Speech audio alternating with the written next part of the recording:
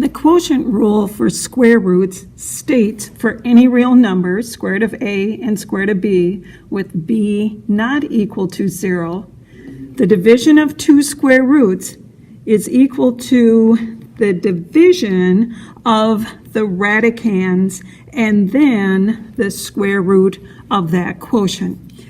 Let's take a look at dividing this expression here, applying the quotient rule, which we will express now as the square root of this rational expression.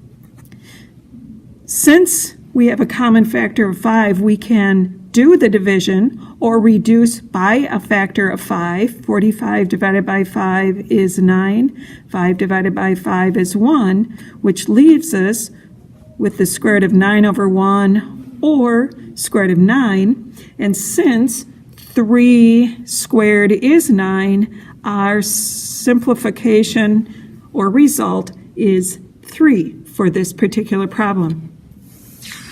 Let's take a look at this example and use the same quotient rule again. We will express this quotient or division of these two radicals underneath one radical sign for the quotient of the numerator divided by the denominator. If we simplify this rational expression, we have a common 2. 32 divided by 2 leaves us 16 in the numerator, and common bases.